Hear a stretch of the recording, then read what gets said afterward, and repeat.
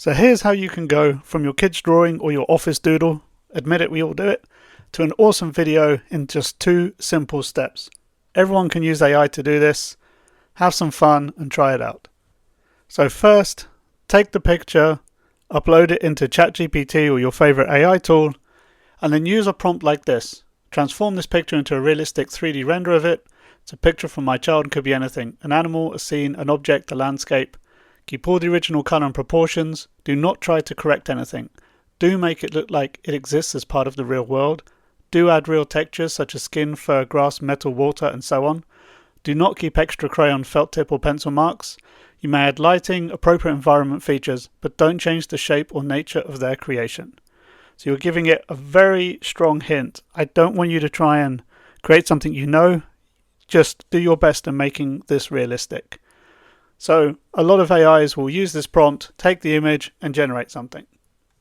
And here's an example. This is using ChatGPT with that exact prompt, and I'll put the prompt in the description below. And you can see it does a great job. Now we're going to use this picture as our reference point for our video.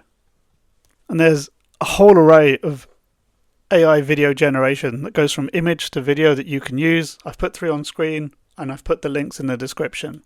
Try one out. They all come with free trials, so you don't have to pay. I'm actually going to use Google Veo for this, but they all work in a similar way. You upload the picture we generated as your reference image. This gives the AI somewhere to start. You write a prompt about what you want it to do. Here I said the creature swinging on the branch. It flips down and then does a little dance and eats a piece of fruit. And here's the video it produced. Veo actually produces sound with the video. Most of the other ones don't for now.